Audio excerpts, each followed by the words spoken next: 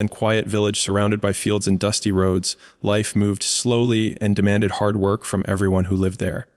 The days were long, the mornings cold, and the evenings silent, except for the distant sound of animals returning home. In this village lived a young girl named Helena. From an early age, Helena learned that life was not easy. She woke up before sunrise to help her mother prepare meals, clean the house, and tend to the farm. Her hands were often rough from work, and her clothes smelled of soil and smoke. Yet inside her heart lived a fire that the village could not see. Helena dreamed of something more, something beyond the fences and fields she had known all her life.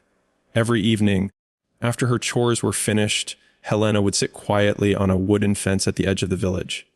From there, she could see a train passing far away on a narrow track, cutting through the horizon like a promise. The train did not stop in her village, but it did not need to. To Helena, it symbolized freedom, movement, and possibility. Each time it passed, her heart beat faster. She imagined people inside the train going to places where life was different, where choices were endless, and where a person could become who they truly wanted to be. One evening, as the sun dipped low and painted the sky in soft orange light, Helena's little brother sat beside her on the fence. He watched her stare at the train with curiosity. Finally, he asked in a small voice, "Why do you always look at the train?" Helena smiled gently and replied, "Because it goes to places where people are not stuck, places where I can be free." Her brother did not fully understand her words, but he could feel the longing in her voice. Helena's parents were good people, shaped by years of hard labor and simple living. Her father was a tall, strong man with sunburned skin and hands hardened by farm work. He believed in discipline, tradition, and protection. Often, he warned her, "Helena, the world outside is dangerous. A woman alone cannot survive." He spoke from fear, not cruelty. He had seen hardship and did not want his daughter to suffer. But Helena stood firm. "I don't need anyone to protect me," she said with quiet strength. "I want to fight for my own life." Her mother was softer, her eyes always filled with worry and love. She listened more than she spoke. One night, after Helena expressed her desire to leave, her mother sighed deeply. "If you go, be careful," she said. "The world is not always kind." Yeah. Unlike her father, she understood her daughter's heart. Secretly, over many years, she had saved a small amount of money, coin by coin. She placed it in a cloth bag and gave it to Helena. "If you leave," she whispered, "take this. It may help you when life becomes hard." Weeks passed, and Helena could think of nothing but the city and the life waiting beyond the village. Her dreams grew stronger each day. Finally, one early morning, before the sun rose and before anyone woke, Helena packed her few belongings. She took 2 dresses, a light blanket, and the cloth bag of coins. With trembling hands but a determined heart, she wrote a note and left it on the table. "Don't look for me. I am not lost. I am going to fight for my dream." Then she walked away, never looking back. When her father read the note later that morning, his anger exploded. Fear disguised itself as rage. He jumped on his horse and rode through the village, shouting her name, determined to bring her back. But Helena was already far away, walking along the dusty road toward the train station. Her heart pounded, not with fear, but with freedom. For the first time in her life, she felt truly alive.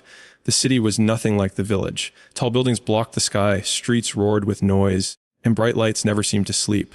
Helena felt small and invisible. Nobody knew her name. Nobody cared where she came from. She rented a tiny, cold room with cracked walls and little light.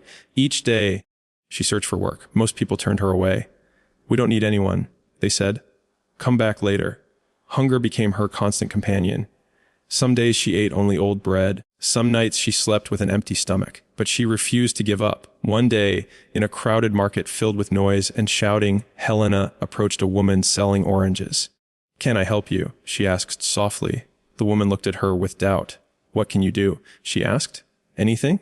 Helena replied. "I just want to learn." Something in her eyes convinced the woman. She taught Helena how to arrange oranges, neatly how to shout to attract customers, and how to avoid being cheated. At first, customers ignored Helena, but she worked with honesty, patience, and a gentle smile. Slowly, things changed. Customers noticed her sincerity. Coins began to fill her hands. It was the first money Helena ever earned on her own. She worked every day, arriving before dawn and staying until the market closed. She learned how to count money, manage supplies, and understand people. Her reputation grew. She became known as someone trustworthy. Months later, an older man named Mr. Frederico noticed her dedication. "I have watched you," he said. You are honest and hardworking. He offered to teach her how to manage money and run a business. Under his guidance, Helena learned quickly. She saved carefully and planned wisely.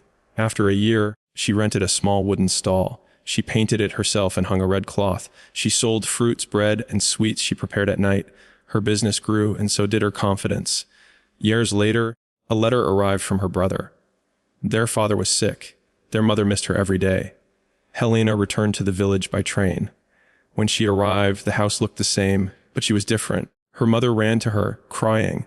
Her father apologized softly. Helena forgave him. She left supplies and support for her family and returned to the city stronger than ever. Helena's story teaches us that dreams require courage. Hard work builds strength. Honesty earns respect. And no matter how far you go, never forget where you came from.